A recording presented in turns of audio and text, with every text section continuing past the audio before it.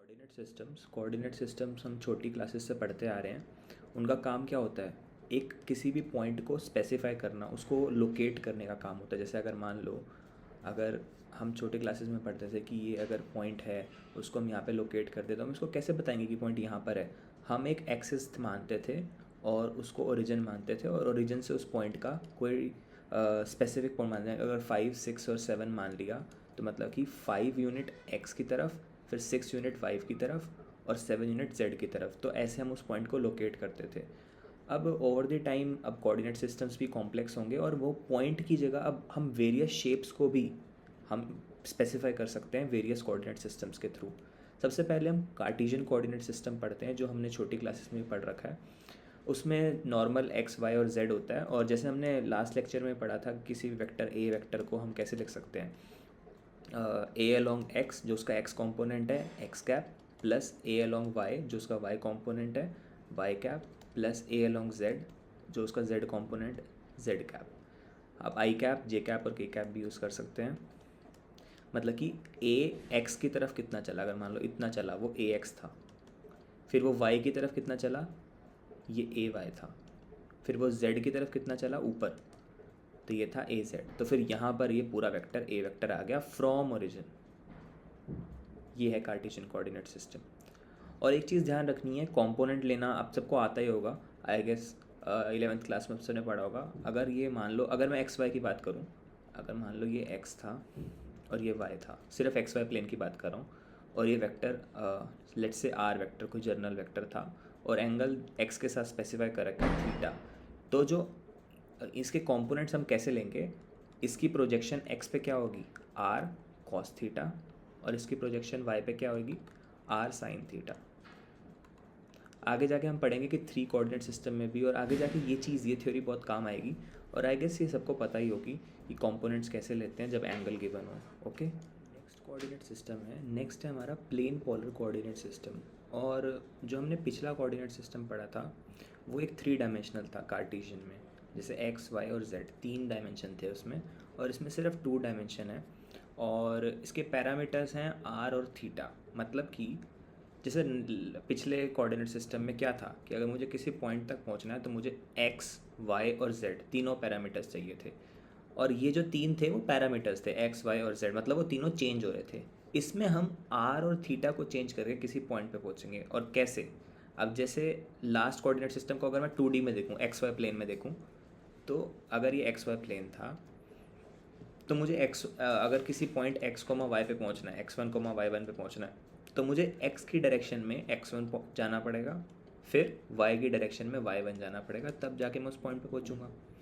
अगर plane coordinate system में किसी पॉइंट पे पहुंचना है जिसका कोई r और थीटा है, मतलब कोई मतलब r1 और थीटा 1 है, इसमें जैसे उसमें x1 कोमा y1 देते हैं किसी पॉइंट को x y z की फॉर्म में, इसमें r और थीटा की फॉर्म में देते हैं। मतलब कि r मतलब कि उसकी लेंथ क्या है इस पॉइंट तक की, इस पॉइंट से, और थीटा है कि यहाँ से इसका एंगल क्या है।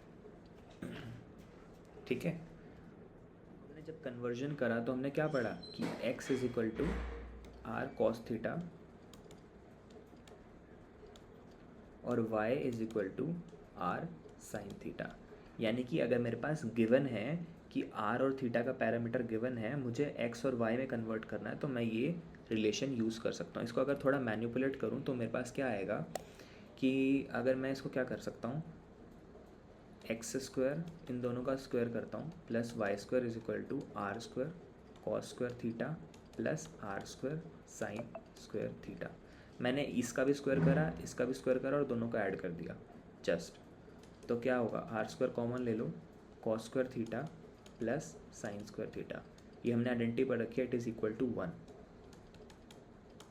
तो क्या आ गया, इसको सॉल्व करके क्या आया, r square is equal to x square plus y square, यानी कि r is equal to under root of x square plus y square. और एक और चीज़, अगर ये थीटा है और ये क्या था हमारा वाई, और ये क्या था हमारा एक्स, यानी कि एक्स क्या था आर कॉस थीटा और वाई क्या था आर साइन थीटा। तो टैन थीटा क्या होता है, परपेंडिकुलर बाय बेस, यहाँ पे परपेंडिकुलर क्या है y अपॉन x, या फिर मतलब ये तो वही बन जाएगा tan theta r sine theta upon r cos theta कर दूँ तो ये ध्यान रखना theta is equal to tan inverse y by x। अगर आपको x और y दे रखा हो तो अगर तब आपको निकालना हो थीटा और r, तब कैसे निकालोगे, तब ये दोनों रिलेशन यूज़ होंगे, this one and this one. मतलब कि अगर x और y दे रखा हो तो y अपॉन x कर दो और tan इनवर्स लगा दो तो थीटा आ जाएगा, x square plus y square का अंडर रूट ले लो तो आर आ जाएगा। मेन है इसके फॉर्मूला को लर्न करना। चीज़ ये है कि हम किसी भी कोऑर्डिनेट सिस्टम को किसी भी दूसरे कोऑर्डिनेट सिस्टम में इंटरचेंजेबली कर सकते हैं। जैसे फॉर एग्जांपल ये प्लेन पोलर कोऑर्डिनेट सिस्टम था, इसको हम कार्टेशियन में चेंज कर सकते हैं। अब इसमें z तो है नहीं बिकॉज z पैरामीटर नहीं है, तो उसमें उसका z ज़ीरो हो जाएगा, तो इसलिए एक्स वाई मैं कहूँगा एक्स वाई में चेंज कर सकते हैं। कैसे? अब मान लो ये r कोमा थीटा क्या था कि मैं अगर r लेंथ की लाइन ड्रॉ कर दूँ थीटा एंगल पे तो मैं यहाँ पे पहुँच जाऊँगा इस p पॉइंट पे।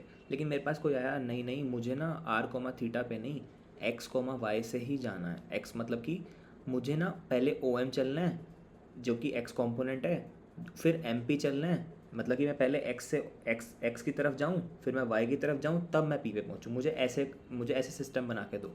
तो मेरे पास तो यही था ऑलरेडी, मतलब कि r कोमा थीटा वाला चीज़ गिवन थी, तो मैं उसको कैसे चेंज करूँगा। इसको चेंज करने का तरीका ये है जैसे हमने अभी पिछली बार पढ़ा था कि इसका क्या ले लो, कंपोनेंट ले लो। OP का कंपोनेंट अगर ले लूँगा मैं x कंपोनेंट तो OM निकल जाएगा ये वाला। तो OM क्या हो जाएगा, OP cos थीटा। यानी कि OM क्या था, जो x की तरफ वो चला, जो ये x था, और जो y की तरफ वो चला वो क्या था, इसका y कंपोनेंट। y कंपोनेंट कैसे निकलेगा, OP साइन थीटा। यानी कि r cos थीटा और r साइन थीटा। यानी कि अगर मैं x की तरफ r cos थीटा चलूँ और y की डायरेक्शन में r साइन थीटा चलूँ तो मैं p पॉइंट पे पहुँच जाऊँगा। इसका मतलब ये था। तो ये चीज़ लर्न करने की है, x is equal to r cos theta, y is equal to r sine theta. और ये इंपॉर्टेंट क्यों है कि अगर आपको कोई मतलब r और थीटा की वैल्यूज़ दे रखी हैं और आपको x और y में चाहिए तो हम इस फॉर्मूला का यूज़ करेंगे। और एक और चीज़, अगर हमें x और y की दे रखी है और r और थीटा में जाना है तो उसका एक अलग तरीका है। हम वैसे ये भी यूज़ कर सकते हैं, इसी को मैनिपुलेट करके हम वो तरीका बनाए। जैसे हमने कार्टेशियन कोऑर्डिनेट सिस्टम पढ़ा था, कार्टेशियन कोऑर्डिनेट सिस्टम में किसी भी पोजीशन को हम कैसे रिप्रेजेंट करते थे कि ये अगर पॉइंट P है, x, y इसका लोकेशन है, तो हम यहाँ से मतलब कि OM यानी कि ये जो होगा वो x होगा और ये MP जो होगा वो होगा y होगा। अगर मैं OM चलूँगा फिर MP चलूँगा तो मैं इस पॉइंट P पे पहुँच जाऊँगा। अभी मैं z को नहीं ले रहा for the time being ease के लिए। तो मैं इसको कैसे लिखता था कि पॉइंट P जो था मैं x i cap plus y j cap ऐसे लिखता था। इसमें x था x कंपोनेंट, y था y कंपोनेंट, ठीक है। और सिमिलरली मैंने पढ़ा था कि x कंपोनेंट को अगर मैं इसको इक्वेट कर दूं x, y में तो मैं निकाल सकता हूं कि x जो होगा वो r cos थीटा होगा, y जो होगा वो r sin थीटा होगा। लेकिन i कैप और j कैप का क्या, that's a very good question right, because इसमें तो आई कैप जे कैप थोड़ी है। इसमें क्या है कि तुम OP जा रहे हो, अगर मान लो तुम्हें कार्टेशियन दे रखा है और तुम्हें इसमें कन्वर्ट करना है तो इसमें आई कैप और जे कैप वाली चीज़ नहीं है, इसके अंदर क्या है आर कैप। अब तुम OP जा रहे हो तो उसमें एक्स आई कैप था क्या, वैसे ये बताओ। आई कैप ये था तुम एक्स जा रहे थे तो तुम एक्स की डायरेक्शन में एक यूनिट वेक्टर ले लिया था, वो होता है आई कैप। तुम वाई जा रहे थे तो वाई की डायरेक्शन में एक यूनिट वेक्टर ले लिया था, वो था जे कैप। जेड जा रहे थे तो जेड की डायरेक्शन में एक यूनिट वेक्टर ले लिया था, वो था के कैप। सिमिलरली अब तुम इसमें क्या कर रहे हो, OP ड्रॉ कर रहे हो, आर की डायरेक्शन में जा रहे हो तो यहाँ पर होगा आर कैप। और अब थीटा ऐसे घूम रहा है, इस तरफ देखो ऐसे घूम रहा है ना, तो थीटा की डायरेक्शन ये होती है थीटा कैप। और आर कैप और थीटा कैप के बीच में 90 डिग्री का एंगल होता है। ये चीज़ बहुत इंपॉर्टेंट है, ये एक 1 मार्कर में भी आ सकती है कि एंगल बिटवीन आर कैप और थीटा कैप। फिर इनका क्रॉस प्रोडक्ट भी पूछ सकते हैं। सो इसके बाद क्या होगा, अब ध्यान से देखो। अब तुम्हें कोई भी चीज़ दे रखी है कि मतलब कोई पॉइंट दे रखा है 5 i cap plus 3 j cap, तो उसमें ये x है और ये y है। अब तुम्हें ना इसको ना कन्वर्ट करना है इसमें प्लेन पोलर में। कैसे कन्वर्ट करोगे, तुम्हें x दे रखा है 5 और y कंपोनेंट दे रखा है 3। तो हमें पता है कि r क्या होता है, under root of x square plus y square.